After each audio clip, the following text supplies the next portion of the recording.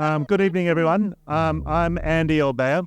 I'm the CEO of Example, and it's my pleasure to welcome you all to Sydney After Dark. Tonight, before we get started, we want to acknowledge the traditional owners of the land, the Gadigal of the Eora Nation. We pay our respects to the elders past and present, and we cherish the privilege of being on their land.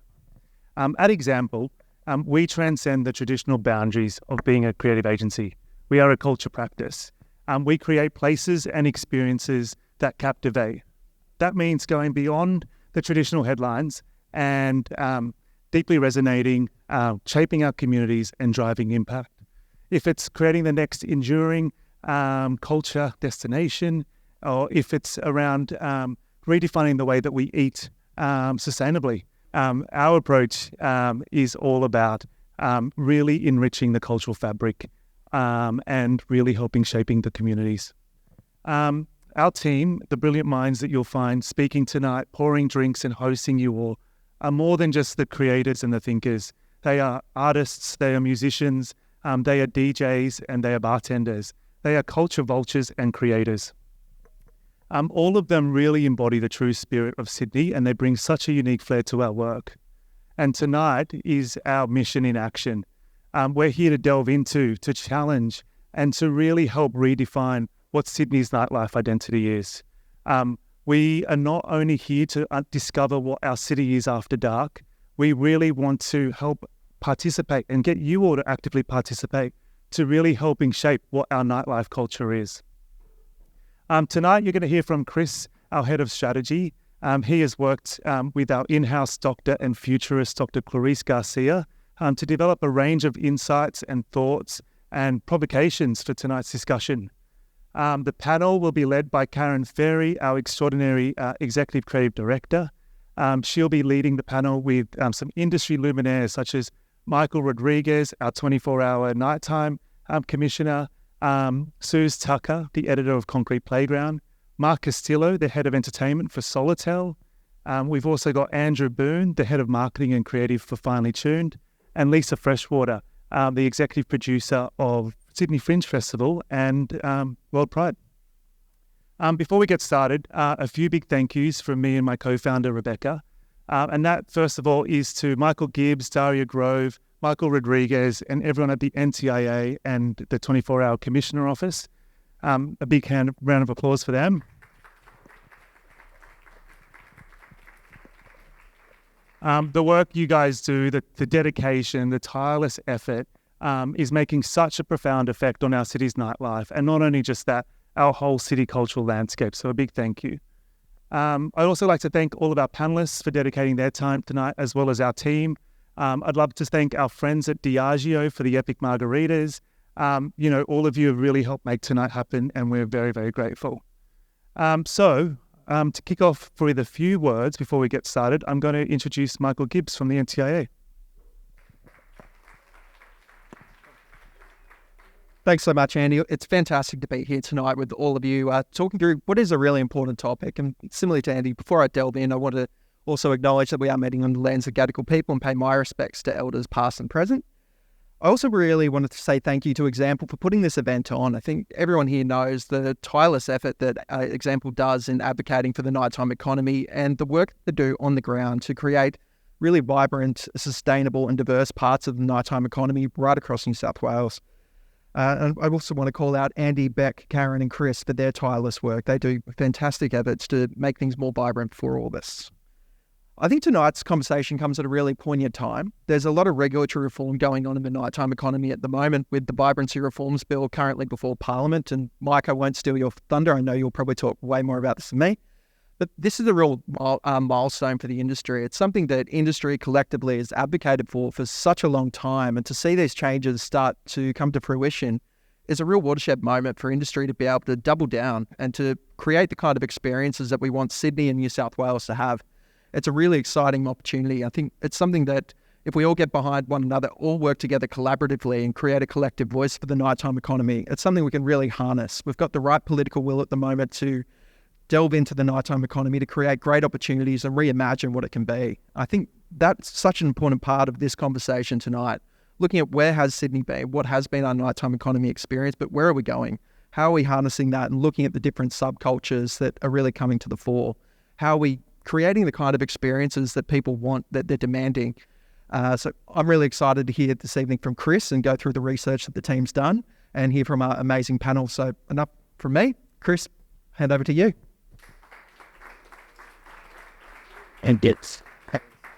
So I'm going to try and navigate a microphone and a clicker, which is like rubbing the top of your head and spinning your body. So bear with me. You'll also notice that I am not Dr. Clarice Garcia, who couldn't be with us tonight because she's in Dubai presenting her PhD over there at a conference. So I'll do my best. And a big shout out to Clarice, who did a lot of the foundational research for tonight. I want to talk about fear and loathing in lost Sydney. I thought it was clever too. To start with, I wanted to talk about the survey that we conducted. You may have seen this go out last week or about 10 days ago. And the sort of core first thing I wanted to say is it's interesting who responded. 37% of the people who responded to our survey were aged 36 to 46 years old. 28% were 25 to 35, 21% were 46 to 66, and 6.5% of them were 18 to 24. There's probably an insight in that alone. It could mean that our email list is older people like us, but it also could speak to who is engaging in conversations about nightlife in Sydney in particular. Importantly, and I think critically, 52% of the participants said they can't define Sydney's nighttime identity. And when we think about the fact that off the top of your head, you could probably identify all sorts of different nighttime identities around the world, but people can't even do it for the one that we live in, and that says a lot. We also asked them what was the emoji they would use to describe Sydney's nightlife at the moment. And there was a lot of responses, unfortunately, overwhelmingly not great. There was crying face, another version of crying face, sad face, poop emoji, and a person who said they're too old for emojis, which is fair enough. Hoping to find some kind of hidden insight here, and there wasn't really one. There isn't a specific time of night that stands out as being particularly iconic to Sydney. The sort of preference is between, 6 and 8, 8 and 10, 10 and midnight. It's kind of evenly split, which is not necessarily a bad thing, but no revelations. The sentiment of our nightlife, not great though. Disappointment, amusement, and contempt were the dominating sentiments expressed in the survey, which means we have our work cut out for us and we have a lot to do. But we also asked them what makes a good night out. And they said things like this: getting a seat at a restaurant or a bar and receiving excellent hospitality. I want a place that doesn't try and push you out after 90 minutes. I want to have a long, lazy time with my friends and family. I want to enjoy great food and cocktails. I also want to have ways for it to be easy to get home. They also said they want a sense of spontaneity combined with a safe space to let your hedonistic side out. Or they want to be surrounded by good people and good vibes, diversity, safety, good transport, and lots of food. Fair. We said to them, if nightlife is more than just drinking and dancing, what is it about? It's about building connections. It's about a sense of escapism from every day and from ordinary life. And it's about lots of people having fun and being safe at the same time. We asked them, for those that could define or felt they could define Sydney's nighttime identity, to do that for us. And we got a real mix of answers. I'll start with the bad ones and end on the nice ones. Dire, predictable, for the elite, mainstream, trying to breathe. Chic, expensive, but it's also vibrant and diverse. Some people felt that it's on the way, that we have amazing dining, that we're LGBTQI plus friendly, that we have potential and we're diverse and we're unique and we're resilient. And we asked them finally if they could send a note to people like us, to business and to government, to inspire us in these conversations, what would it be? Well, don't let regulation, complaints, consistency continue to ruin the cultural fabric that already exists. Allow operators more freedom to do what's unusual, unique, and community-led. Think of this as an investment in well-being and culture. It's important to consider access, safety, and inclusion. Nightlife is to be celebrated and approached with this mindset. Think global, act local. And this, to me, is really the sentiment of this discussion tonight, is thinking about what's going on in the world that we can learn from and leverage, and how can we apply that here. And I wanted to do that by starting to talk about 3 culture shifts that are happening and trends in which we can see this coming to life. And the first one is what we're calling the consciousness era. So after years of uncertainty and a broad sentiment of unsettlement, with the sensation that the world is falling apart, we're looking for meaningful experiences that promote this collision between belonging, joy, purpose. We want more connection between peers and community. And this comes to life in all sorts of really interesting ways. I think it's probably driving a lot of the sort of sober curiosity trend that we're seeing at large. But at the moment, it's kind of evolving that it's far from being synonymous with boredom. You know, we're witnessing low and no alcohol events that provide room for freedom, for provocation, for hedonism and self-expression. And there's all sorts of interesting groups doing this. One that really stands out is Ecstatic Sunsets. So they're a collective creating drug and alcohol-free events that are just really interesting and awesome. But beyond sort of clubs and debauchery and hedonism, there's this idea of sort of de-weighting the sort of linear bar, pub, club, nightlife experience and seeing rise to cultural centres cultural centres acting as nighttime playgrounds. So things like zoos and botanical gardens and galleries. I think to note here, it's not about them being necessarily alcohol-free, like the sober curiosity trend is, but about the sort of de-weighting of alcohol and food as the core and central idea of a night out. And activities are taking the lead. With more conscious everything, we're seeing activity-driven venues like Chaotic Social find their feet, with weekly events like book clubs, crochet club, and my personal favourite, sausage-making class. The second cultural shift we're calling the mid-effect. Globalization, social media, accessible technology have flattened difference. Nowadays, everything looks more or less the same. It's the Kim Kardashian effect. The mid-effect in nightlife is causing the emergence of an exploratory mindset where people are eager to experience something unique, absurd, or intense. And this comes to life with dreamscape euphoria. You know, a need to escape from unpleasant realities emerges. In nightlife, it means experimenting with aesthetics, dressing up in surreal DIY costumes, or becoming a character unlike your everyday self. And this is something that we see in particular with Gen Z, and we see it in the content that they're consuming, the shows they're watching, that this really touches with them. And we're deep in our senses. You know, a series of deep listening bars and spaces are opening all around the world, like Wax Flower in Melbourne or Sydney's Rokoto, offering social, high-quality music experiences as an affordable, more controlled alternative to clubs and bars and pubs. And we're also seeing the sort of emergence of sexual wonderland. And Pinky Promise is a collective of sensual deviants who create, I had to make sure I said that right, who create live-action hedonistic extravaganzas with heart. From pleasure parties and intimate workshops, they continuously strive to create beautiful, sensual experiences. And the third and final culture shift is a fearful culture. You know, in times of uncertainty and spiking loneliness, the most dominant emotion we experience is fear. And as a result, we're looking for anything that can bring us a sense of emotional support. For nightlife, this is the need to feel secure and less threatened by social and economic factors in particular. And we see this in three trends. The first one is cocooning fun. You know, shorter incomes, financial insecurity and uncertainty, they've driven consumers, and in particular Gen Zs, to adopt more controlled, parsimonious and pragmatic forms of entertainment. Basically, younger people are liking dinner parties earlier. Who would have thunk it? Affordable luxury. So with depressed economic times comes the personal review of expenses. And this impact has been felt by luxury retailers all around the world. However, dining is filling some of this void of luxury and splurging and luxury experience. And the last trend is connection first. You know, people are looking for experiences that trigger a meaningful sense of connectedness and belonging. Repost in London creates art speed dating for small groups that want to unite arts and art practice with the chance of meeting someone special. So there's sort of three broad cultural shifts that I think are really interesting and happening right now, and we can talk about as how the role they play in Sydney's nighttime identity. But it's also important, I think, to look at global cities and cities that we all know and love and talk about what they identify as and what we can learn from them and what we can apply to ourselves. And so what we're going to do is go through a couple now, starting with one of my personal favorites, which is Tokyo. And ultimately, their nighttime identity is really kind of about themed everything with a healthy love of the old and the new. The districts are all radically diverse, whether you're in Shibuya, Shinjuku, or Roppongi. They're all sort of a district of a type and a time and made for a certain kind of person, and that's okay. The Japanese nightlife also loves a themed bar. If you've been to Tokyo, it's fucking wild. Opened in summer of 2022 is this example here, which is called Bacon, and it's a bar and music venue that echoes an art installation titled Pharmacy. But there is a really healthy respect and love of the new and of the old.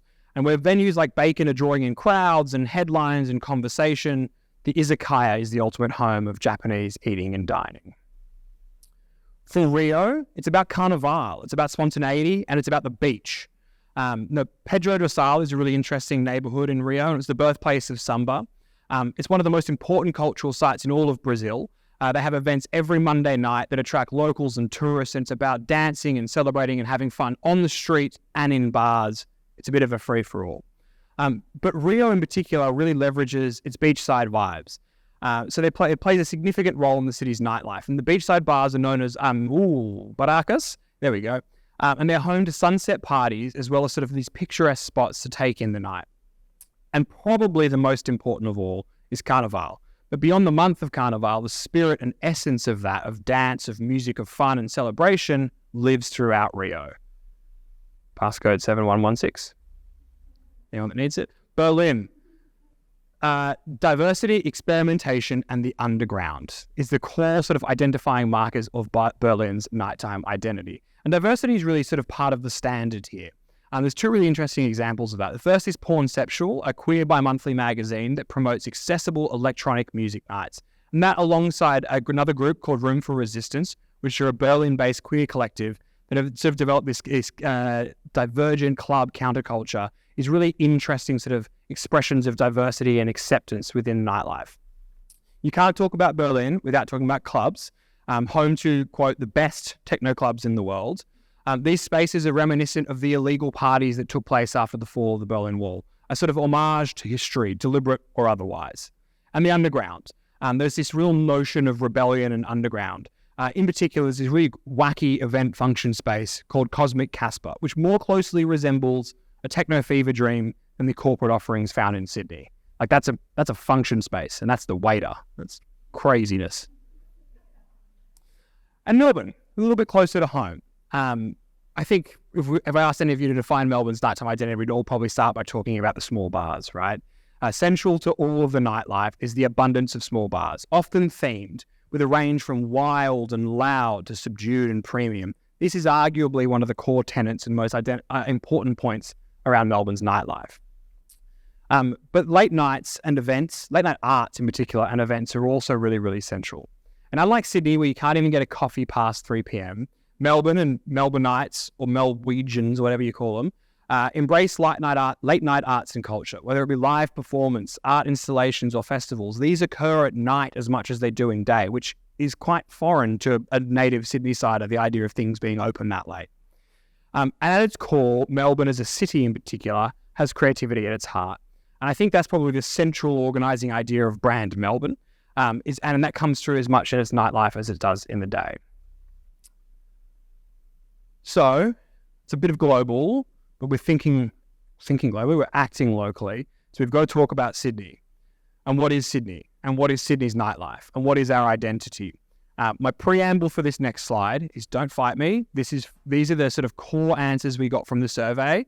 I'm not sure I agree with all of them, but some of them I definitely do. And I think that's the point of tonight, is to discuss these things and debate. If you were to look at the survey responses, there are sort of three things that define Sydney's nighttime identity. There's banh mi, it's beer gardens, and it's coppers. As a city, as a greater Sydney that is, for a city of 5 million people, we significantly punch above our weight in terms of food diversity. You know, there's not a cuisine in the world you can't find here. And that's a really special thing, and probably something that isn't globally known, how good our food is and how diverse our food is. We also have views, like we're the harbour city and the coastal city. From beer gardens and rooftop bars, Sydney's nightlife is blessed with some of the most beautiful geography in the world. But a core problem here is that much of it dies after 9 p.m. Something that sort of came through is that you can go to these iconic venues like the Pavilion, which everyone loves, incredible views, but where do you go afterwards? If you want to go somewhere else, what have you got to do? You've got to go to Surrey Hills, or you've got to go to this place. There isn't this sort of core offering around the city. And cops. Lockout laws, lockdowns, fines for everything. Sydney, including its nightlife, is being defined by our nanny state over policing. Full stop. Yeah. So the questions that I have for the lovely people on the panel that are hopefully, or not hopefully, they definitely are smarter than me and they need to solve this for us right now, is what does the world see Sydney as? You know, can we use Sydney's history to bring to life our future? Could the diversity of Sydney define our nighttime identity? Or do we need to manufacture an identity like a city like Austin did? Should nighttime creativity be funded to fail in the same way we fund science? Thank you. On that note, I'm going to hand over to Karen Ferry and the lovely panel. Yes.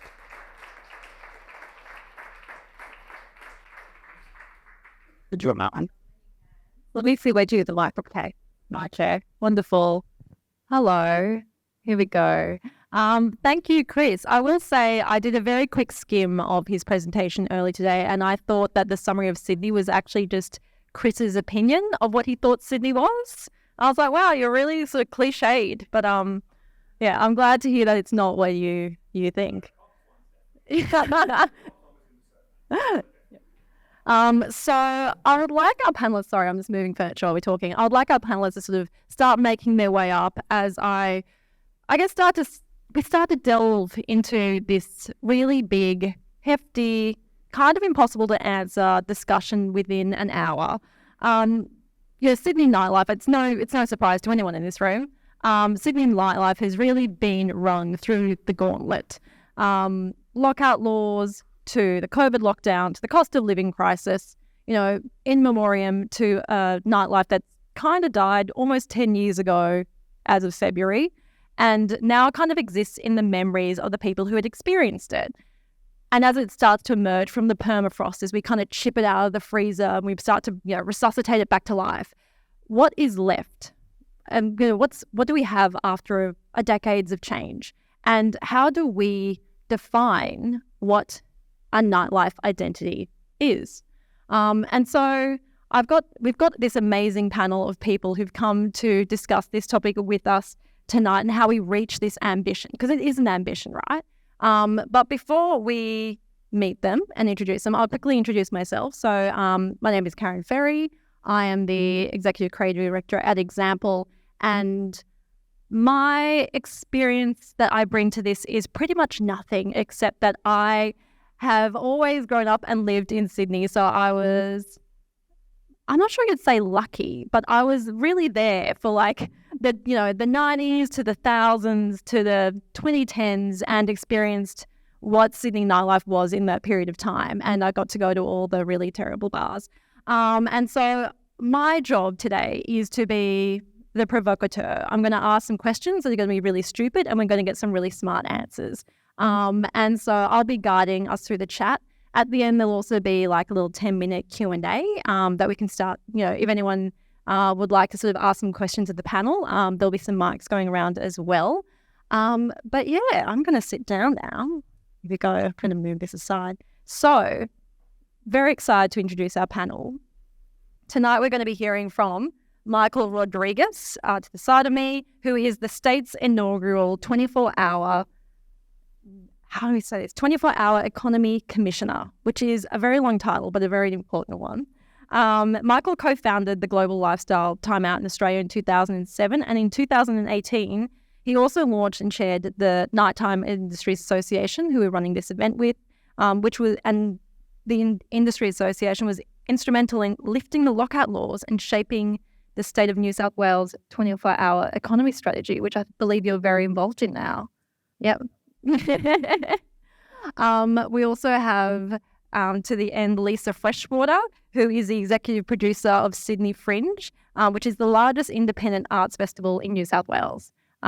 She most recently was also the festival producer of Sydney World Pride, and which was platforming, I'm not sure if you were all here in Sydney during that time, but really platforming those who are traditionally underrepresented in festival contexts on a scale that's never been seen before in Australia.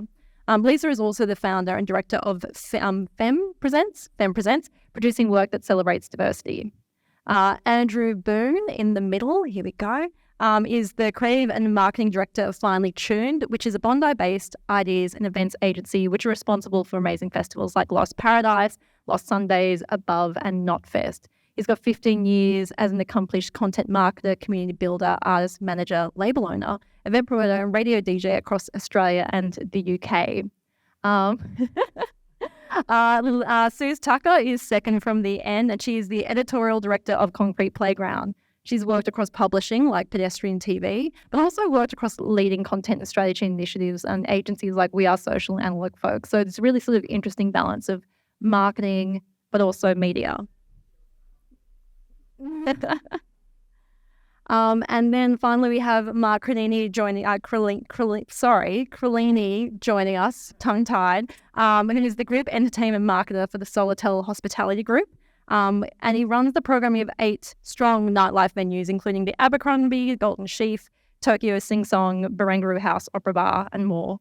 He's also was a former general manager at Your Shot with 12 years of programming, nightlife, and event experience. So together, I was sort of thinking it was like a great sort of network over what is the key players that sit within what forms a nighttime industry, apart from the consumers themselves.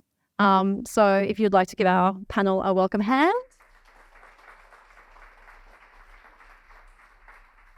Now, I don't know if we need to do a little bit of a tech check. I don't know where Andy is. I keep just running around like, where's Andy? Where's Andy? Where is Andy? He's behind you. Do we need to just check with the mics? Everyone's mic should be on? Yeah, amazing. Great. Wonderful. He's now behind me. So I think like the big question that I think everyone kind of wants to know is, Rome wasn't built in a day. But since becoming the 24-hour economy commissioner in March of 2021, I think everyone sort of is keen to know, what have you seen start to change and start to happen in Sydney's nightlife since that time? Oh, where is? Yeah, go for it. I should limit my answer though, so I can take the mic back at any time. I mean, it was an interesting time to come into government. To get people out of the house when the government's direction was please stay at home. This time for a medical reason, not for another reason. And what I think I would say is that there's been I think about lockout being a cold and a lockdown being pneumonia, like that. Those two things. And so, as a result of, we've been in a period now of 10 years of navel gazing, and the thing that happened with COVID is that whether you were the premier, whether you were a nightclub owner, whether you were me or my daughter, everyone realised the value of getting together. And it was interesting in that presentation earlier from Chris, I think, about the well-being and connectedness piece is something that doesn't feature in the conversation about the value of nighttime nearly enough, and coming together. So I'm talking about that because, it sort of led to the formation of our office and other sorts of things. But what I think it's really led to is an examination of the collective of who is behind our nightlife and who is it for. And the biggest trend really is what I describe as decentralisation of going out. In a city that Opera House just celebrated 50 years and has been called the People's House. And apologies to anyone from the Opera House if you're here, but the thing about that is that when it was built, it may have been, but 60% of Sydney's population lives like without beyond Parramatta. It's like, how accessible is that now compared to when it was built? So what's happened is that our going out practice, and by show of hands, who here lives more than 10 kilometres from where we're sitting today? Sort of tells you the story, right? Like we are from media, from this discussion base, very Sydney CBD focused. Kings Cross, that nightlife era of Sydney is kind of our consciousness. Whereas if I was to tell you that the proliferation of nighttime economy venues in the Blackdown LGA has been 40% growth in the time, you might start thinking about, well, what conversation are we actually having here? So there's been this change in the way that we work. The nexus between the workplace and work has been broken. People are spending time in their local communities, which is why safety and transport is something that is on people's mind, because they feel more comfortable going closer to home than they do getting on a train 40 minutes, which is what I used to have to do coming into the city from Liverpool, and wouldn't think twice about doing it on a night ride bus at 2 a.m. on going home. That world is now not the world in which we live. And so I think there's just that period now where we're examining it, thinking about it, and trying to match in short time the product, which is, there's great operators in the room today, to an audience whose habits have changed, and compounded by, in the case of Sydney, the fact that we decided to take a hatchet to our creative entrepreneurs for 5 years before the lockdown hit. And so I feel like we're missing a gulf of entrepreneurs in the space. And so the product, as I call it, is really much led by late millennial and Gen X at the moment. And there's a gap between that and Z that would normally have been bridged and is getting bridged in other cities, which is why, for example, in the we have a paucity of immersive experience in Sydney. If it wasn't for the good grace of John Hughes and Lucy Keeler over there, as of the December, we'll have like something amazing. But London's got 40 of these things. Where are ours? In case anyone hadn't seen the coverage in the news, Luna Park is, I don't even know how to describe it. It's like we're looking in the office and we're like, this thing looks cool, but it's also hard to tell from a render. It's like this 360 projection thing in the big top, and it's it is a digital but real life experience. That's correct. Like that doesn't sell it at all. It's amazing. You should Google it when you leave. But yeah, it's launching soon, and it's first of. Yes. Yeah. Don't just Google it. Google it to get tickets to then go to it when it opens. You started talking, I guess, about there's so many things that we're going to break down in what you've just sort of opened with. And, you're mentioning I guess with other cities, and we can look globally, and it's hard to say Australia's always looking globally. But when we start to look locally, which Sydney typically doesn't do, Sydney sees itself as a global market or global city. But even when we start to look locally, Melbourne, yep, we get it. They're like the kind of little brother who's arty. But what is changing is Brisbane is actually started to come up very fast. And I think one thing that Sue's Across Concrete Playground, you sort of cover Brisbane and Melbourne as well. What do you think that Brisbane has been doing really right in the past 5 years that we could learn from? Absolutely. So I'm also originally, I grew up in Brisbane, so I'm a homer and I've got a lot of civic pride. So I'm always like, yes, young queen, let's go.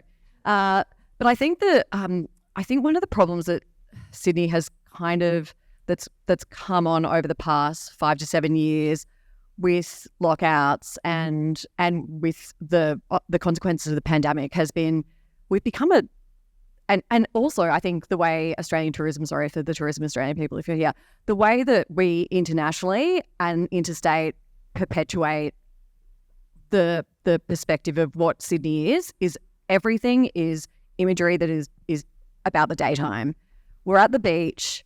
It's the beautiful shots of the ferry. We've got the harbour, and we're fortunate enough to live in a stunningly beautiful city. Like I get the ferry to work and I'm like, Jesus, how good's this? This is fucking beautiful. I can see the ferry, and pardon my language, I've got a sailor's mouth. That's why I like the ferry so much. But I think something that is and something that Brisbane was, when Brisbane was still trying to find its identity as a city and also try to market to interstate people as well as being a global destination for international tourists, its whole thing was alfresco dining because the weather's awesome. And I think Brisbane's been fortunate that the Brisbane River is ugly. And I'm allowed to say that because I'm from Brisbane. And so it's meant that there's been so much more pressure. Thanks, Mick. I'm sorry. So I'm glad someone's laughing at that. Brisbane had this pressure on it to go, we need to make this. How do we get closer to being a global city? Not just going, we've got something that is competitive to other cities just because we're fortunate that the weather is in our favour. And so in the last 5 to 10 years, as a person who goes back to Brisbane all the time, as a punter, but also as a former resident, is that they have done an amazing job at really organically growing out precincts which have neighbourhood buy-in. They have they've done an amazing job at curating which businesses go where. And each of these little precincts that are starting to pop up around the city really have their own identity. And it's happening like I said, in this really natural, organic way that gives you a reason to go across the city, to go, I want to go have a night in the Gabba tonight, or I want to get loco and spend a lot of money on James Street, or I want to just be a filthy animal and just go clubbing in the valley and have no witnesses.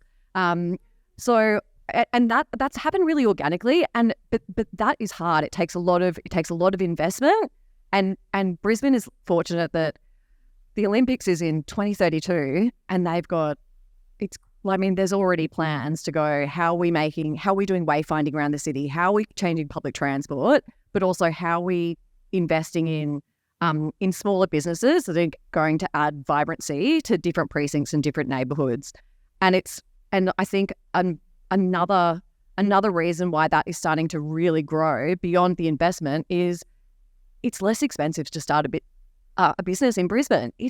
We live in a really expensive city. We all know this. We're all sitting here going, Jesus, I'm glad I got my jeans from ASOS and didn't get them. I had to spend a little bit more money on the earrings.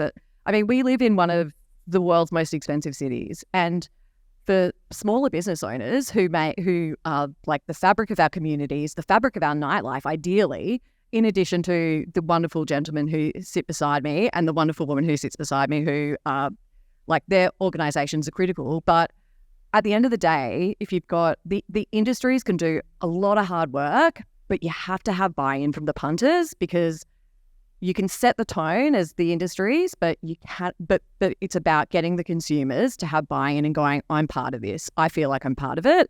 And that's a challenge. And that's something that I think, I've talked around in circles, but that's something I think that we really need to work on. And as a person who works in lifestyle media, there's a massive role for us to go, how do we help get the right message to the right person and shift perception? And I was not at all shocked to see the results of Gen Z. They don't want to do a fucking survey. It's more difficult to find. You need to go, what's the right channel and the right message and the right system of delivery to get the content to them that's going to make them engaged and buy in. Yeah. I think Brisbane's an interesting city to look at as a placemaking project in process. I think Australia, we've got manufactured cities, right? We've, since colonialism, it's not only been 230 years, so we kind of have to create these identities. And there's a lot of, discussion about why that is, and it could be because of council, it could be because of council working with state. I think, there was an article a few weeks ago in the Daily Telly titled "Liquor Licensing, Heavy-Handed Police Destroying Sydney's Nightlife," which is really focusing on the red tape that kind of sits around things. And I think a lot of the frustrations of Sydney's nightlife and where we haven't gotten to is often pinned on the police, on council, on the government. Michael, who do you think is responsible to lead Sydney's reform and that change? Is it the government, or is it purely on the punters, or is it industry bodies? It's government's definitely got a role, and but my analysis would be who are all the people that are involved, and it's a shared responsibility. So when you break that down, you say, well, there's a state government. Let's leave the feds out of it for a while. The state government, although let's come back to the voice in a second as well. There's the state, because that's the underlying issue, right? Why we don't have an identity is because we haven't put something to bed yet, which is understanding what 60,000 years of continuous storytelling means. So we're trying to come up with all these ideas until we really wrestle that one and enable that. That's kind of the elephant in the room. But the state government's got a role, which is why you've now got to minister the nighttime economy and music, the first one in the world. It's why you've got a 24-hour economy, the only one in the world, for me. The councils have a huge part. There's 128 councils across New South Wales. There's 34 across Greater Sydney. So let's just think about that for a second. And then there's an industry that, to be honest, was founded on colonialism, which was property-led and therefore siloed, and therefore a whole bunch of vested interests, and doesn't work together very well. This is the exception. Having people from a diverse range of industries in a room like we have tonight is the exception, not the rule. So, and in terms of that, how the sector works to put on an experience, it came through again in that, which is the transport experience. Where's how many people work in transport here? None, right? So we've sort of messed up there, haven't we? Because if they're not here, we're not anywhere. So, getting the sector together, and thinking about 2 clicks to stay in, how many to go out, that's kind of what we've really got to wrestle, because that's what the competitive experience, that's what the competitive set is telling you. So, and then of course, there's the citizen who, has a right to participate or not. But for the other 3 stakeholders, we get to work together or not to create the choice or not. So it's a bit of a shared responsibility is probably the best framing of it. And from our perspective, we've got to make up for lost time because we made things really, really hard. And now we're suffering the consequences of that. That's the downside. The upside is, and the Brisbane example is interesting, is that what happens, and Melbourne's another one, those are two cities that have put it at the heart of their thinking. In the 90s, Melbourne didn't have what it has today, but it put it part of its strategy. State of New South Wales putting it as part of it. It's a $27 billion enterprise across Greater Sydney. That's what we're talking about here. The investment that the state government's made in the last round is to the point, again, in the presentation. Yes, it's taking speculation. We're funding stuff left, right and centre for failure. District funding, soundproofing funding, all this kind of stuff is failure funding. So it's a shared responsibility, but government's got a pretty central role. I guess in that shared responsibility, it is that obviously like in the in your role as well as like all that funding being put in there. And this is I guess the echo chamber of the people that live in the East, the people of a certain demographic of my age. We're at the bottom of Bayswater Road. I'm not sure if you guys travel down that way. It used to be a heaving hub in the thousands. It was like where you went to be seen. And now like Mansions is a Barry's gym. There's a lot of lost precincts, like Paddington's another great one as well, that people talk about and everyone's like, why aren't they doing anything? But no one's really fighting for it. Lisa, you've got a really long background in the arts and in culture. And you also, like, everyone always talks about, like, especially in the 90s, like, Sydney was such an amazing place. And it was like, there were all these bands playing on rooftops. It was so experimental. And, like, this club was great and this club and this bar. Like, what changed? Is it that people became afraid of failure, or are we becoming complacent?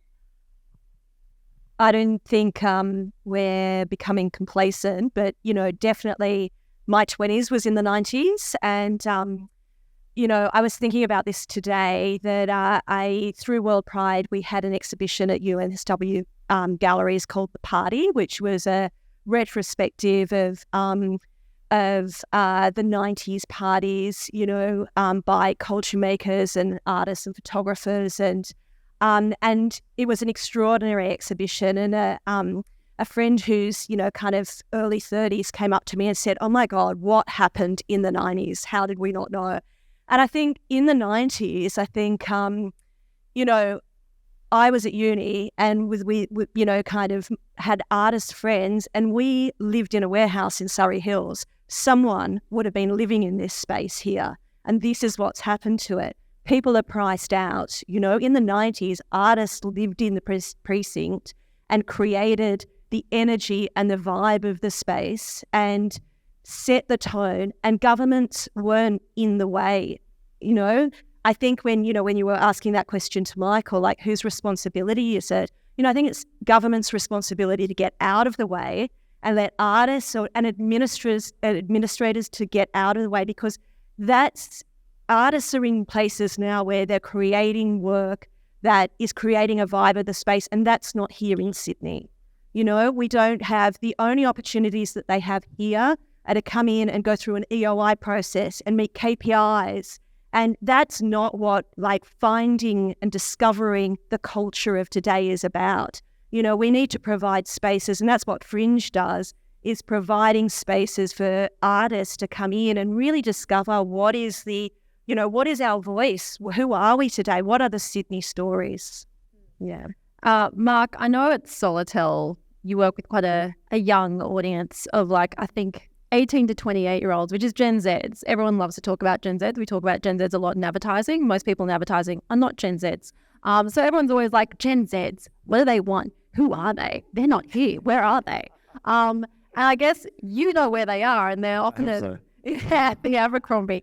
What are you seeing, I guess, as this younger generation coming up? How are they sort of imbuing that 90s mentality that Lisa was just talking about? It's completely idolized. It's incredible. The Abercrombie, you turn up there now and the kids are wearing cargo pants and they're wearing midriff tops and they're wearing unironic, speed dealer glasses, and they're obsessed with the 90s and this nostalgia around it. So I don't know whether the form of expression, they're just trying to escape or what it is, or whether they really believe the 90s was this incredible time, but it's amazing to see. But yeah, it's it's interesting, like trying to reach these kids and trying to work out what they want. They're very different to when I was growing up, when everyone was growing up. What that clubbing experience was like, it's very different. They're very health conscious. They're not interested in that really late night bender through till 8 a.m. We've got a 24-hour license, and I can tell you Sydney is not around that right now in trying to party to 8 a.m. They're not. They're more interested in those house parties. They're interested in, I think it was on the presentation, they're actually interested in staying home and cooking for their friends and having a lot more, I guess, wholesome activities. It's something that I think is really interesting, especially when you're trying to get them into the clubs and you're trying to educate them about music and trying to open their horizons to new things. They're more cliquey. They're very much into what their friends are interested in. They follow certain events. Andrew does an amazing job at Finely Tuned. They follow those. They don't follow venues in particular. They have their set ways and they hear about events through their friends. They don't hear them through Facebook targeted advertising and this. There's a very different method to it all that is really different, I guess, to what it was in yesteryear. But yeah. Hey, Andrew, you work across quite a lot of festivals that target Gen Zs. Are you finding that they're operating that kind of way, or are they still essentially just a classic consumer in a different outfit?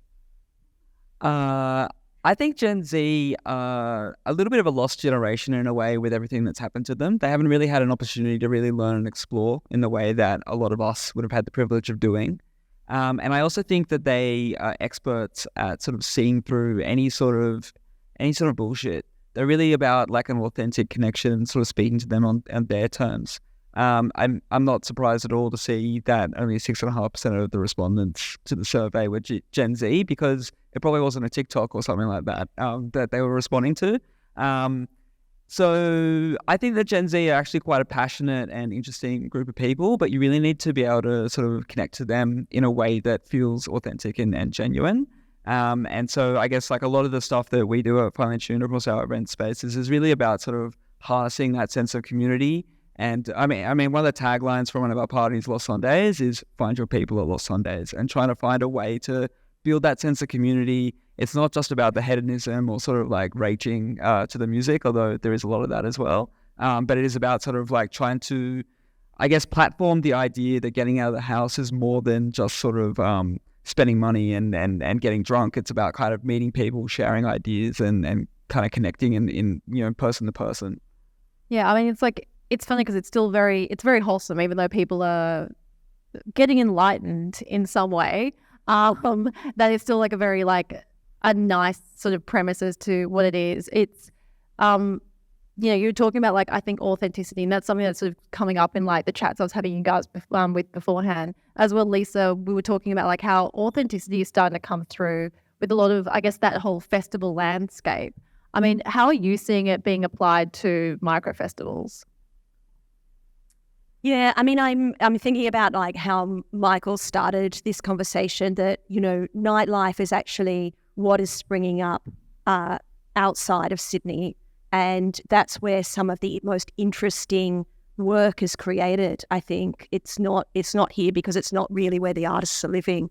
And certainly I think in terms of authenticity, there's, a sense of ensuring that things are identity-led, that people are telling stories autonomously. So you're going to look at places. At the Fringe this year, we did some work with a partner, Georges River Council at Hurstville, activated their plaza there. And we looked at it this year of not imposing work in that space, but engaging with the community of that space, who were the community organisations, and providing a platform for them to perform and to create the festival instead of us making decisions of what that festival should have looked like. And it was incredibly successful. And we did partner that with a number of kind of curated pieces as well. But we're actually looking at this as a model. This is one of the successes of the festival. Instead of like, a curated piece in the city, yes, looking at a model of taking that out to a number of different Greater Sydney areas. Yeah, I mean, that's a really, I think, great example of community engagement where I think like, I'm sure everyone can pull something recently where they've seen that sort of has fallen down in that sense. like one thing that keeps coming up in I think discussions is about Western Sydney, and I think like look, Southwestern Sydney as well it is part of Western Sydney. That sort of shift is by 2036. It's estimated that Greater Sydney's population is predicted to expand by 1.7 million, and 2/3 of those people will be in Greater Western Sydney, which is huge. And we're seeing that that's a shift of power and money, right? Michael, I think we had chats before and discussion about like how things are working there, like, and it's perhaps in a different way from how I think things work here. What are you seeing that's being done in Western Sydney that you would say is being done right, if anything, or maybe none? I don't know. Like the thing about culture, anyway, is it's like water; it will find a place. So if you can't have it in the city where rents are expensive, you'll bust out somewhere else. And it's actually a bit of a dilemma question, because when the government's doing some policy work in the arts, culture, and creative industry space, and one of our best exports, controversial as it may be, is 1-4, and who have come up from nothing in spaces where there's nothing. El Fresh, who's another one on our roster of people to talk to. Again, like the adversity is producing Sydney's expression at the moment. The FBI smacks I attended the other week, entirely people from West and Southwest Sydney. And the cultural energy and partly the population and spending power, particularly at that younger cohort level, is just moved.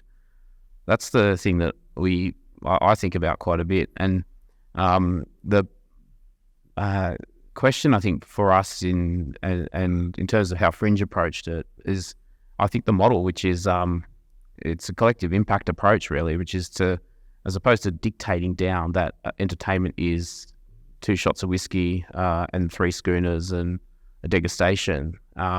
It's whatever you want, really, but can you please just do it within these parameters? And then just empowering those communities to do it. And that's really what we are doing through, most of our programs, Uptown and the like, are really just aimed at giving people the tools, giving them the capability, and then just saying, go for it, but tell a story and make it bloody good, and make it one that you're excited about. And so but the challenge, and this is concrete for Time Out, who's here, for Michael Koziel at the Herald, is like, how much of your time is actually spent out in these areas, or do you just write about it from remote research, right? Because the challenge for the publisher is, you got to actually have to resource that, and that in a sort of disaggregated media sense is a challenge, like that's the issue. So the publishing business is struggling, and that's why I got out of it partly. And so I just don't know that our media landscape actually reflects our identity. And given that this is the discussion, the question I have for the room is, what's your role in addressing that? And just a footnote, if I can, let's not romanticise the 90s. As someone who grew up in Liverpool in the southwest, I couldn't go out in Sydney in the 90s because I was denied entry on the basis of colour. And I think I might be the only person of colour in this room tonight. So how far have we come? Hi, also. And I can see Alison. Hi. We'll all name them. Yeah, there's Matt. Sorry, can I jump in there real quick? Yeah. Just touching on that, we work with a lot of creatives, promoters, and crews, and some, like, for our events, and some of the strongest community events are based from our crews out in Western Sydney. And I think that's because they really support their events, they really support their artists, and I think that really helps them in today for an emerging artist to come through. They have that groundswell from their friends, from their community, Kid Leroy, kids like this who grew up because they generated hype from their friends. And that, I think, kind of transcended into a wider global name, and that based around, some of these events that started in Western Sydney. It's really cool. Yeah, I mean, it's an interesting, I'm not sure if everyone's seen the 1-4 documentary yet. I believe it's on Netflix. Is that correct? Netflix. It's really fascinating to watch. I think it really shows you that consumer power really comes down to numbers, and just the amount of support that they have from the community of Blacktown, which is, and I guess like the outer western suburbs, of the size of that community is just like, that is where the power comes from. It's for views and clicks. I guess Sue's a concrete playground. Yeah, that was a bit of a throwdown. From Michael, I guess, how are you covering the concrete playground that is Parramatta? That was great, Mike. You just like set me up so nicely. We actually, so I think it is a really great question. I think it's a great provocation as well. We intentionally build our team to represent the breadth of the city. So we've actually like our Sydney team has, which is not huge, has 2 full-time members from Western Sydney. So we can actually authentically, going back to the A word again, so we can authentically connect with the community and have the context of what used to be here, what are the stories, who are the people. And it's something that we're, firstly, I think because it's traditionally, especially within our particularly within lifestyle media and particularly within the, like, I guess the competitor set, the concrete playground sits within and Time Out and Broadsheet, Western Sydney has been massively underrepresented, and there is, as it gets more and more expensive from a cost of living perspective and from a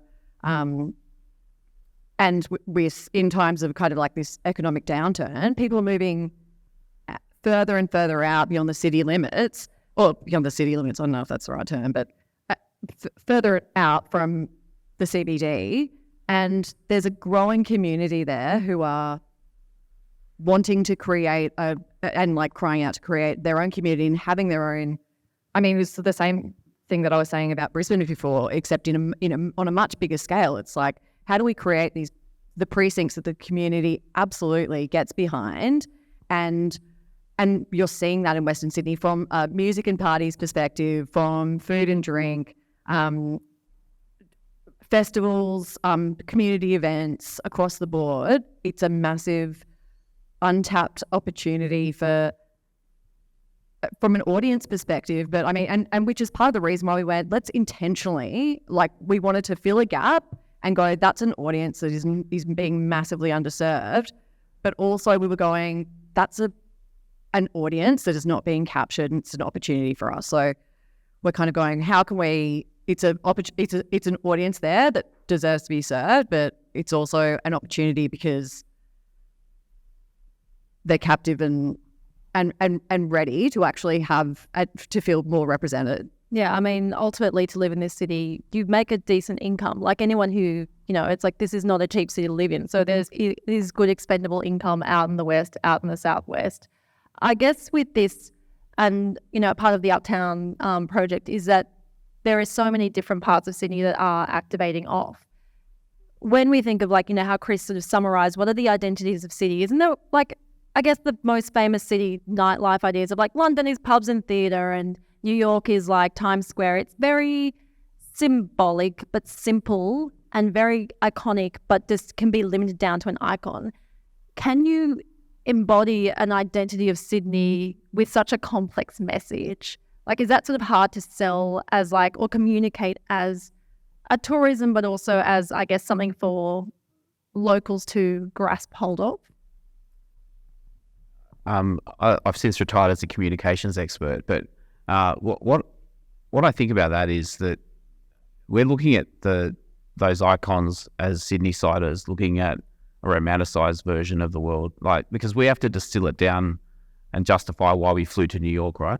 Like, and what we did really well in Sydney for a while, and why this nostalgia thing trips, is because we reduced it down to probably 3 signs of our nightlife: the Opera House, the Harbour Ridge, and the King's Cross sign, and said, well, that's understandable, and it did make sense for a time in that homogenous consumption where drinking was glorified and Aussie cars and meat pies, like, that was the trope, and that's why it was successful. Like, that's a brand that was built for better or worse, and that's just not how the world is anymore. The question for the room really is, if you look at like Netflix or any streaming service, they're powerful brands, but what is their content? It's like, it's quality storytelling. Like, that's actually why you tune into them. So when I think about Sydney, and you'll hear me speak and say very often, 60,000 years of continuous storytelling, beaches through the mountains, most multicultural city on the planet. That's really rich ingredients, but it's complicated. And recognizing that has got to be part of the piece. Baxter Inn had 680 SKUs at one time, right? Like that's how many products they had in this, versus in the 90s, you go and see the like Tui's New or VB, and that's pretty much it. Maybe Jim Beam if you're lucky. Like, so as an audience, we can kind of understand complexity, provided it represents quality, authentic. Like, so to me, this is part of a journey, and I often get asked, "What's your vision?" And I'm like, well, it's not really about what my vision is for the city. I think for the city to have a unified vision, you have to hear from everybody, and we haven't heard from everybody yet. Like, we're on a journey, and I don't know that we need to rush it. Like, I'm really grateful, by the way, to Andy and Beck and everyone for pulling this together, because one thing I think about a lot is who should tell the story. And I can assure you that I spend most of my time fighting government to say, government can't lead the story of Sydney's identity when it comes to going out. We're the ones that will tell you about like regulation and it's COVID and whatnot, right? Like, or your train's running late. That's part of it. But that, you know, who does really well at that? It's the private sector. It's the industry. You're the storytellers. You know, digest it, think about it, work together, and then lead us. I think one sort of great story we've had come out about what Sydney's sort of nightlife is recently is World Pride. And I think, you know, that was really a coming out of the pandemic story as well.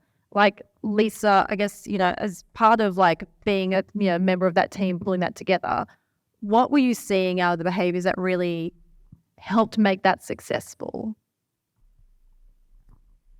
I think what helped make it successful, I think that there was some real work done within the team right from the beginning, that it was going to be first people's first, and that because it was representing a underrepresented community, we were going to ensure that we established a groundwork there so that we were really providing a platform that was telling like the authentic stories. I don't know, I'm just feeling like this is a bit of cliche saying it, but really telling stories that were part of were told autonomously and were told through the lens of that community, but we put first peoples first. And we created a set of curatorial priorities that we looked at, and every decision in the festival was measured against that set of curatorial priorities. And that started with First Nations people.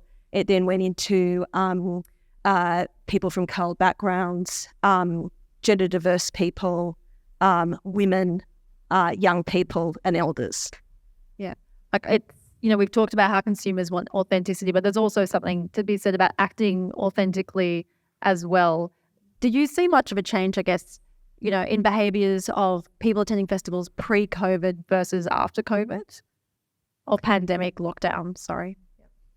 Yeah, I mean, absolutely. Like, you know, we've changed as a world, haven't we, after COVID? And yeah, I think, you know, straight after COVID, I don't know if anyone was like producing events like, you know, immediately coming out of lockdown, but it was the most extraordinary experience to put something on sale and have it sell within like, you know, kind of people just wanted to go out. And if you had something, people were really willing to buy those tickets with, you know, I was lucky, you know, to have a city revitalisation grant, and I produced an event at Town Hall, which kind of platformed queer women and mask identifying women. And I cannot tell you how many people bought tickets within the first hour for that event, and it was extraordinary and wonderful. And, you know, I think there's two things. One, we'd come out of COVID. And secondly, it was an event that really focused on a demographic and was true to that demographic. But since then, you know, things have really shifted. And I've definitely seen, I don't know what the magic ingredients is really, but I've definitely seen a change. You know, people like hang back. They make decisions later. They... there's some things I think that absolutely, like for instance, when World Pride went on sale, it was extraordinary, and you know we didn't have enough tickets. But other other activations and events, you really see that kind of, it's falling into that, I'll make a decision at the last minute. We're definitely seeing that, I think, in the event. You can probably talk to it more, very much a last minute kind of consumer. But I think it's something really great World Pride did was actually invigorate the streets, and there was so much stuff outside that really made people realize, oh, Sydney can do cool outdoor activity. You can close streets down, you can have street parties. And I think that really excited people again to think we can do stuff like this if we actually have the will to do it, really. Yeah, I mean, I was thinking about that today as well, thinking about how, city is a daytime space. It sparkles and everyone's excited when the sun's out. And what happens at night, it's a really internal space. But it's the things that are really successful is like finding how to connect to those internal spaces and have, activate the space between one and another so that you come out and you can experience something in Sydney that you potentially haven't experienced before. Do you think that daytime is actually the biggest rival to the nighttime economy, Mark? I think there's a world for both. But I am curious why so many festivals, in Centennial Park, they have strict cutoffs, 10 p.m. sound, they'll pull the plug out, and the promoter, has to get out, or they get fined. I think there's a possibility for those to overlap, and why can't we go later? We talk about an identity. Sydney is known for its harbour. It's known for its beauty. Why we're not doing more events that are outdoors, that are running later? It was great to see the Harbour Life Festival, is normally activated for one day, and it's a great site there at Lady Macquarie Chair. It had 3 events, Friday, Saturday, Sunday. It's a beautiful site right next to the harbour. Why can't we be doing more events like that? So I think there's a way to probably bridge the day into night and work out how that can happen, really. I mean, Andrew, a lot of your festivals are day festivals. Do you find that there's always just more, do you think there's a consumer appetite for the day stuff, or is it really just because of legislation that it's kind of consumers have to pivot towards it? Sydney is definitely just a perfect location for a day party. There's no doubt about it. But I think it sets the scene for a successful night when there's a great day party on as well. And finding those ways to connect the dots between the daytime economy and the nighttime economy, I think is a great way forward for us. Our festival, Lost Paradise, is a camping festival, so it's 4 days. So there is a lot of that. But it also can go late. And the irony is we have to do it outside of Sydney in order to do that. So, I think it's a great example of how when the product's right and the crowd is in the mood, it can really extend the energy through the evening. It's funny because I think a lot of nighttime festivals, it seems like, just nighttime outdoor activities in Sydney, it's always a really rare case, and there's always this confusion when it's programmed of the police being but there's going to be alcohol, right? You can't do this. And it's no, it's not. There's just this expectation that it's always the worst things are going to happen. I think we saw that with the recent City of Sydney street festivals, where the one in Darlinghurst, so the Stanley Street one and the Crown Street one, both couldn't have amplified music because they were worried it would trigger a riot, because apparently there was one once. And so there's always this sort of fear that seems to operate around it, and this expectation that we are serving a monoculture, which is that idea of what Sydney was in the 70s and 60s, right? Which is big burly blokes getting shit-faced, punching on. And I think, we know that Sydney's not like that. I don't think there's anyone in this room that identifies with that. I don't know. But I guess creating spaces that serve other people who identify as other than that, whether it's through World Pride, what Lisa, you were talking about, serving different parts of the community, to even just I'm not sure if anyone saw in the news the recent launch of Your Ground New South Wales, which was created by a young woman. It's a crowdsourced app where women and people of colour can mark out areas of danger around public transport hubs and the like, so that they know where they can walk safely. How are we serving other communities, other people? Sober events are one thing that comes up, and that's not necessarily about lifestyle choices. It can also be attached to religions and culture or age groups as well. Neurodiversity, autism rooms that started appearing at different venues. what are we doing to start creating more inclusive and welcoming spaces? Like, I don't know if anyone here sort of has any ideas or experience. I mean, the standout is Ramadan night markets at Lakemba. It's just grown exponentially, gone from 250,000 people 3-4 years ago to 1.3 million. It's an alcohol-free festival. It's there's 160 venues in the Purple Flag district in Lakemba, 2 of which are licensed. That's the question. That is now part of our nightlife narrative for the first time. And when it was announced as a Purple Flag district, the journos were like sort of engaged in, but like, how can this be? Like, Sydney's nightlife is about boozing and punching on, as you just said. Like, how can you have a nightlife district where there's no alcohol? It's like, well, the culture's changed, the people have changed. The other thing too about it is that we are a daytime city, partly because of the weather, partly because of the colonial. When did we become it? We became a daytime city in 1788. Prior to that, we were a nighttime city, like a nighttime place. The work habits. We were weird in school growing up because our parents didn't send us to bed till 10:30. Like, not like all the white kids had to be in bed by 7:30. Like, it was very different.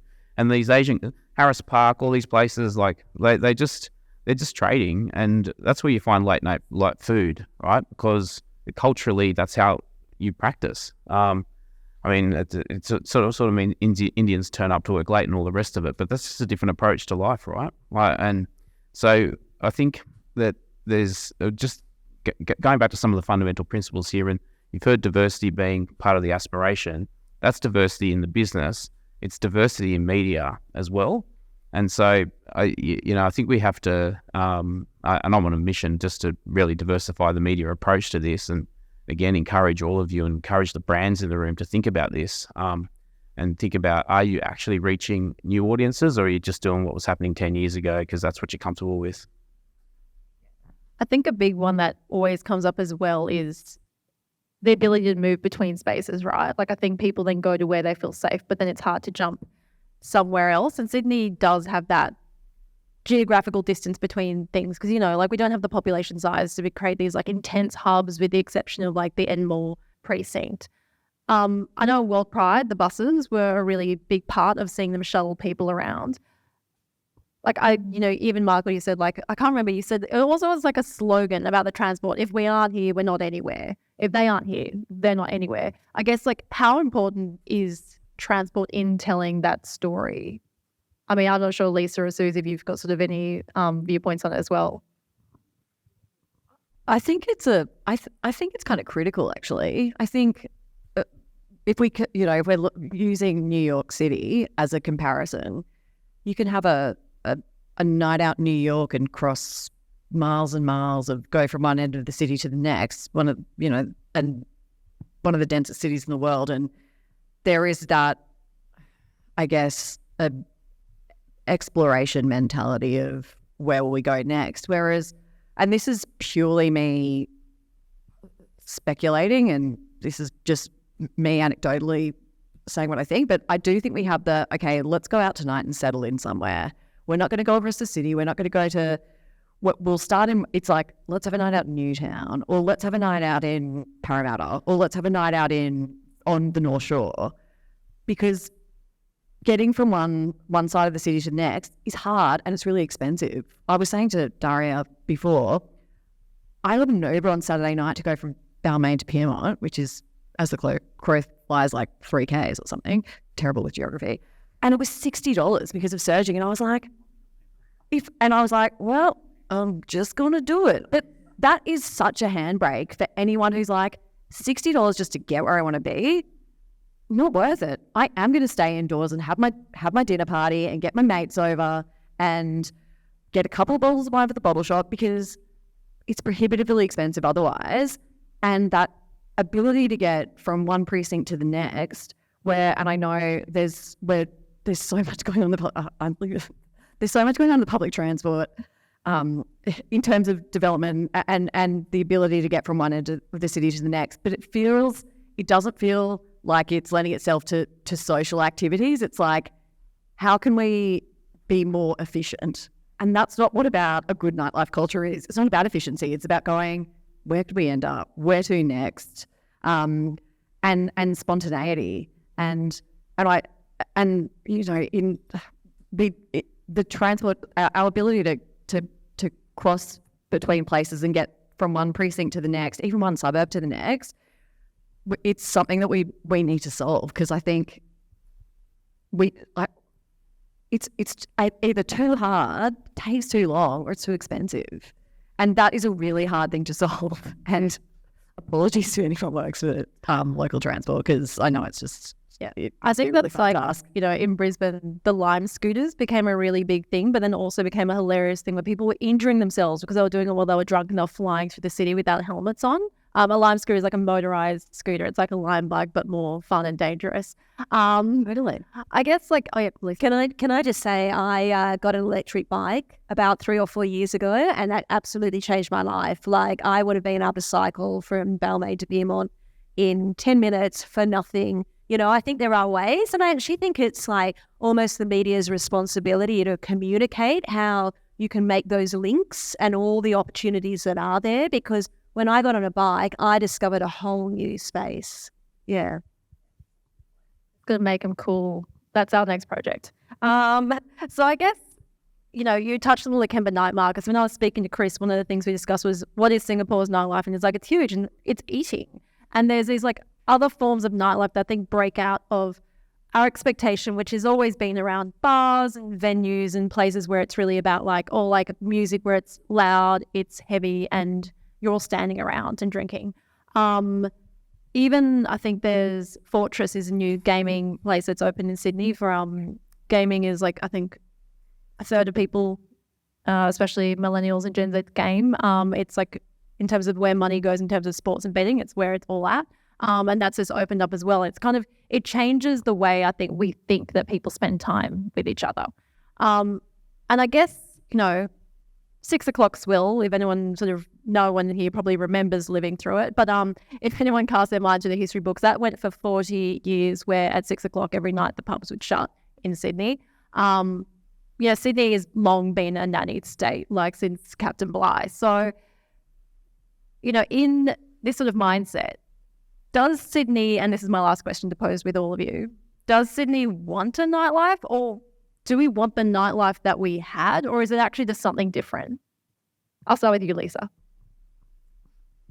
Wow. Big question. Yeah, really big question. I really don't know how to answer that. I was really interested in the results of the survey because after talking to some people today, it was really depressing about what people think our nightlife is, and that it's exactly what was represented there. So, but I absolutely think we want a nightlife. How we get there, I'm can't answer that question right now. But all I would say is I think we crave a nightlife in Sydney. Yeah. Sorry, there's some topless boys walked past. Hello. It's raining. That's why they were topless. I don't think it was so fun. I think people absolutely want a nightlife. We've got amazing industries in events, festivals, food and drink. The scene is world class in those respects. We just need to, and the onus is on people like me to tell people that it's there so they know where to find it. And I think there's an unbalance between what actually is available and perception, because people still go, nothing's available. Nothing's available in the CBD after 10. There's nowhere you can eat. And that's actually not true at all. And I'm, among other people, hopefully, are responsible for going, that's not true. So you don't have to quickly jam in a 45-minute snack before you go see a gig or go to the opera or go to the theatre, because you get out at 10:30 and you can have a 6-course meal if you want.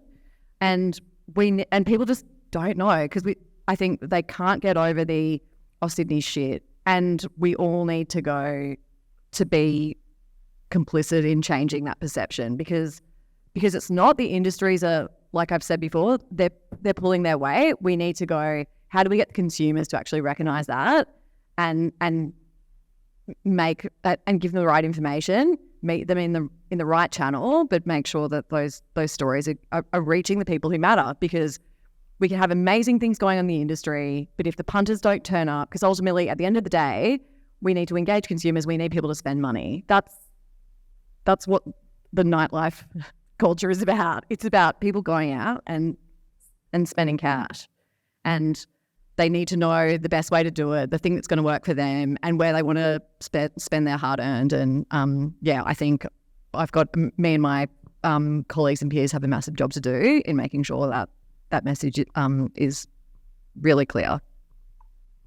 I think Sydney is like the most fertile it's felt in a while. I spent sort of 4 years in London from 2017 to 2021, moved home in the pandemic, and the energy, I think, particularly in sort of that Gen Z generation as well, they didn't know, they're not comparing anything to anything else. They just know what they know now. And it feels like there's a lot of great ideas, a lot of great crews, a lot of great communities popping up all over the city that are just dying to make their mark and try something new.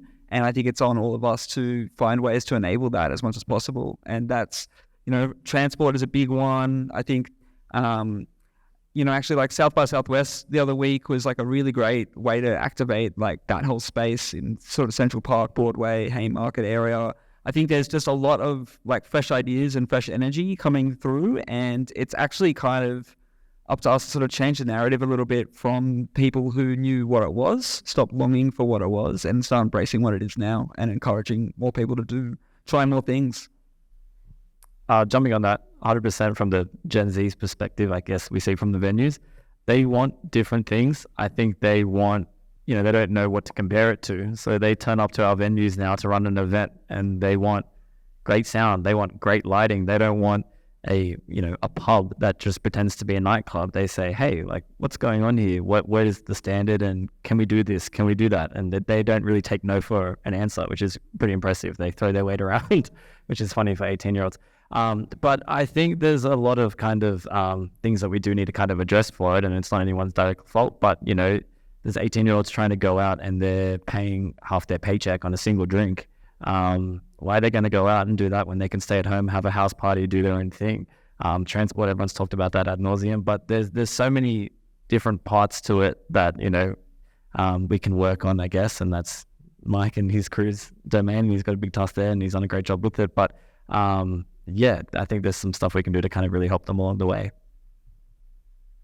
I think you said don't quote me on stats, but like the reality is we have one, right? And measuring it, we're doing it like it grew 6% over 21, 22. It's 25 to 27 billion and growing. So it's happening. The city of Sydney, for example, is doing about pre-COVID levels of 80% footfall. People are coming in and spending their money. So we have one. The question for this room is how do we tell that story? That's the bit that I think we've got. It's nightlife, but not as you know it. Amazing. So we've learned that e-bikes are very good and we should all get them. That we know why Suze rides the ferry, that Sydney is not shit. And we've also had a shout out to the Night Ride Pumpkin Bus. I'm going to open it up to the floor, that is you guys, for any questions. We might circulate around some mics if anyone wants to ask something.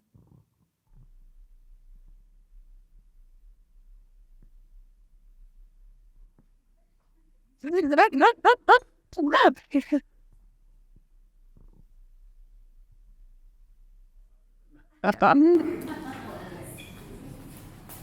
obviously very clear we need a branding job.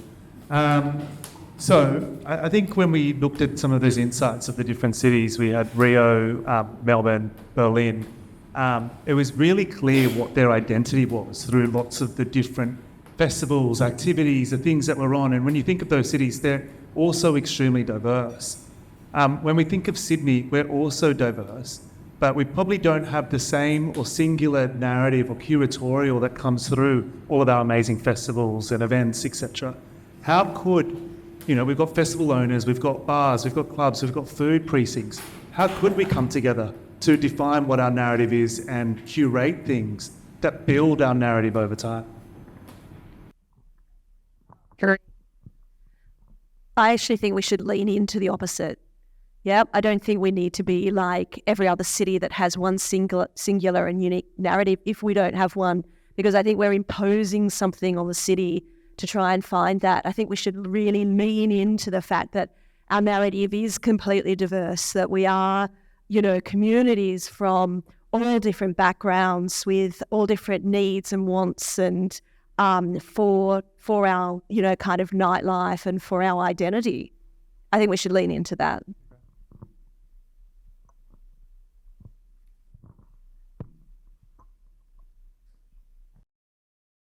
How important is music to nightlife, and where does that kind of come into the strategy?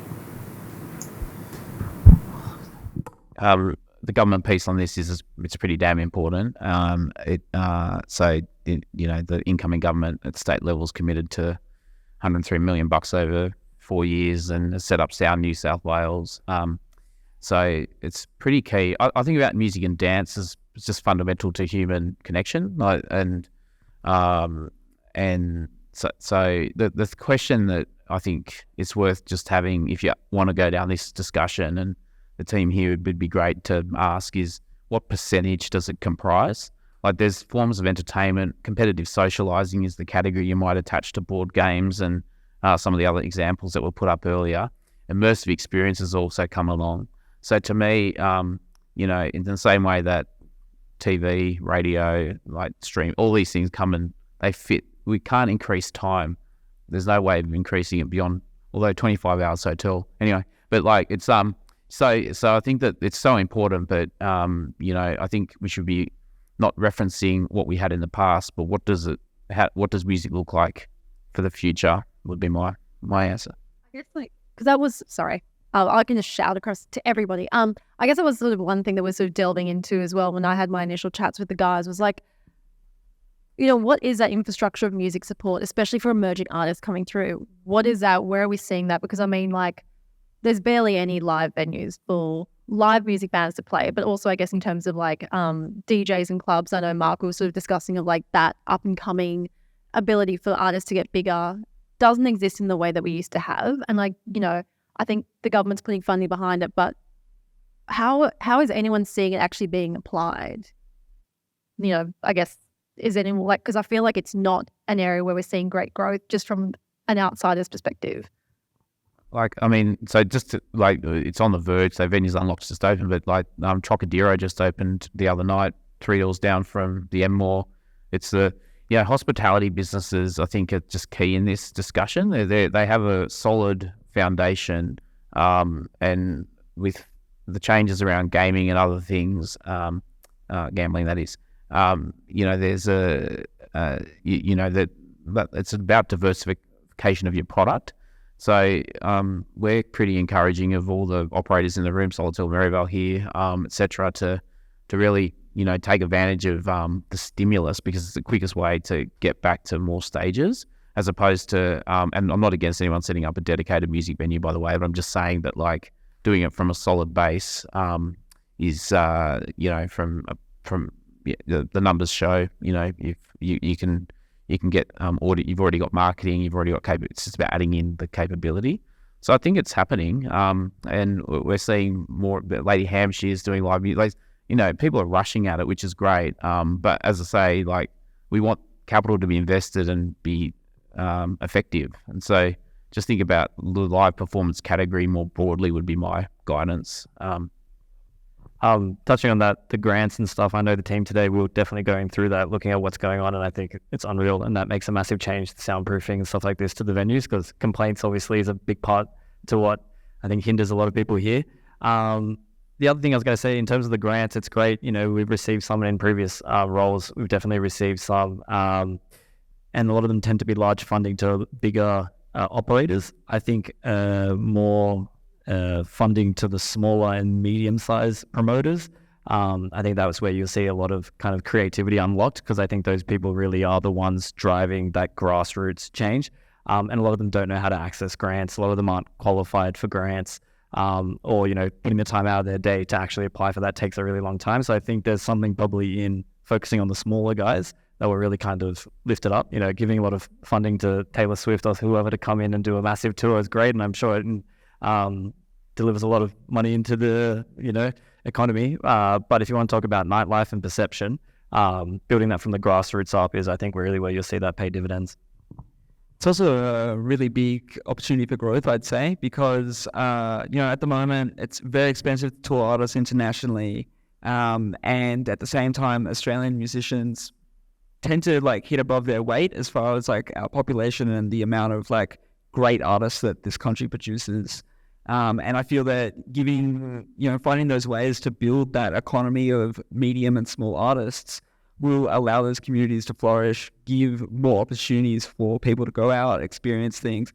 And music's one of those things where, one of the few things where it's kind of everyone literally in the moment feeling and experiencing the same thing in sync. And I think that's a big eye-opening and mind-expanding thing for a lot of young people. So I think there's a lot to be done there. And it's very exciting if we can get it right. This is one probably for the whole panel, actually. Transport came up before. I think Mikey referenced transport before and how important it is. We see that material effect on people coming out. So we've seen in Newtown the trains have gone back an hour and that they're not running as late, and everyone is leaving an hour earlier. And it's literally you can just see it happen overnight. How do we get into that broader conversation with transport? I know, Mike, you're leading a lot of that behind the scenes, but I think we do need to get together and advocate these type of things. And I'm with you.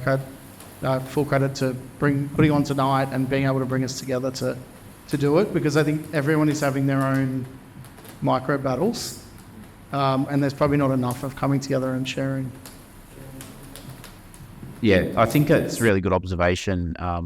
And in terms of our role, it's such a big machine to move. And I think in the first 3 years, we focused on the easier bits of the equation, and partly getting into people's heads this new mobility patterns is because the current, and the government's committed to reviewing the timetable, but a lot of our timetables are still based on, I don't know what era, but it's not reflecting what people are doing. So I caught a bus the other day in from Annandale. I was the only person on the bus at 10 in the morning. It was better than an Uber. And cheaper. But so transport's but yeah. But the thing I would encourage on this is, and this is a bit for the industry advocates, is just working out what priorities and what fights to go after. And so there's little debate from government now on, lockouts are over. You can get coffee at 3 in the afternoon. Just ask the maybe Sammy guys as well. That's another trope that needs to be dispensed with. There's no argument, right? So it's the narrative piece that we're talking about tonight. What is the identity? How do we communicate? It's super important. The discussion around perceptions of safety, i.e. policing, security, that discussion, another key one. And transport. If you have to list the top 3 things for us as a community to focus on, they would be 3 out of my top 5 at least. How Liz? I have one for the whole panel, or a few of you, but what's been your best experience in Sydney in the last 6 months, year? Unexpected, planned? It's a highlight. Can I give one? Because it's very current. I had to go. I was out at Blacktown doing some media at Four Elements, the hip hop festival, and we had a couple of hours spare, so I wandered around and had lunch at this Ethiopian restaurant again, which served coffee at 3 in the afternoon. Sorry, you said it, mate. I'm going to go, yeah. And it was Gersha, right? Gersha, is it? And then I was so inspired, I went and bought goat, and then a whole bunch of coriander, which is about 20 bunches for $5.99.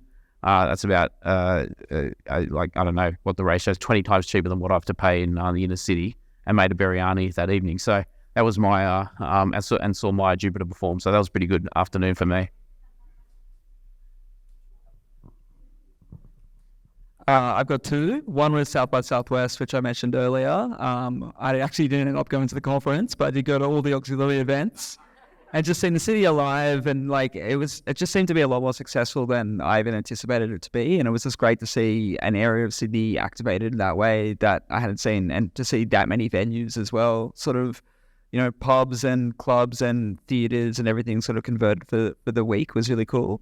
And then just because I have to mention it, I also saw Theo Parrish at the City Recital Hall, and it was great to see some contemporary music put into a space like that for a dance party. It was really great. Oh, too many to mention, but oh God, that's really putting me on the spot. I should have prepped this. This is the stuff we cover every day and get to experience all the time, because that's one of the great fortunes we have in doing in working in our industry. So it's very hard to pick a favourite recent experience because I've had many. But I've got to say, I'm with Andy. South by was fantastic, and it really showed how, I guess, some of the more forgotten precincts that don't really have like much of a cultural buzz, like Ultimo and Piermont, were really brought to life, and people filling the streets and just seeing people kind of like run from one side of that precinct to the next, trying to get to their next thing. It was just like, this is quite electric. It was great. And I ended my festival at the Abercrombie, drinking a plastic cup of beer, I think. And I was just like, wow, what a way to cut this off. My favourite way to end any night. And I'll see you all for a plastic cup of beer later.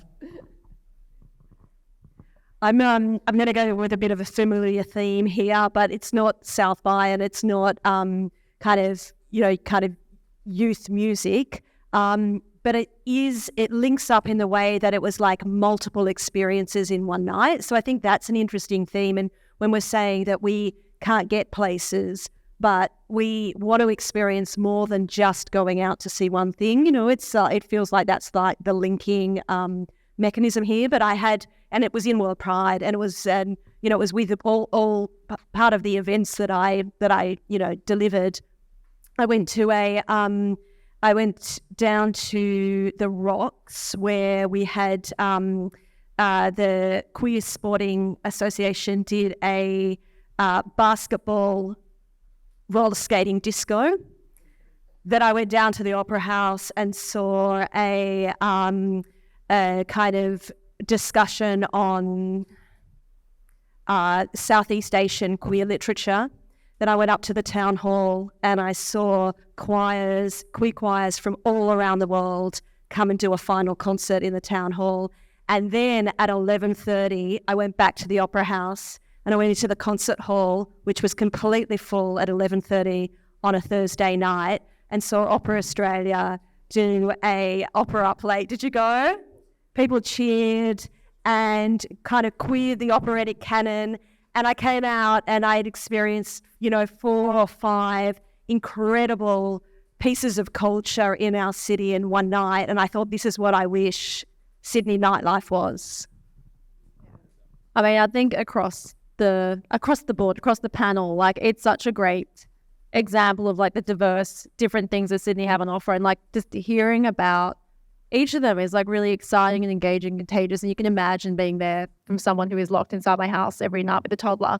And I think that's, it's a great representation of what we've been discussing, which is that Sydney is very, you could say it's fragmented or you could say it's diverse. And I think how we sort of recognize all of those things is part of the identity that we are trying to explain and form. And as Andy raised as well, it's a bit of a branding job for us, but which is exciting because I think we kind of at least know what we're at least going to say. It's a good brief to start with.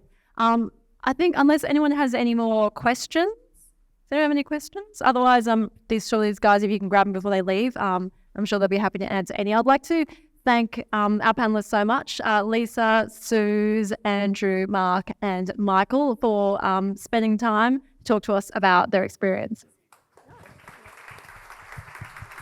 And also thank you all for coming out tonight and spending time at Example House. We really appreciate it.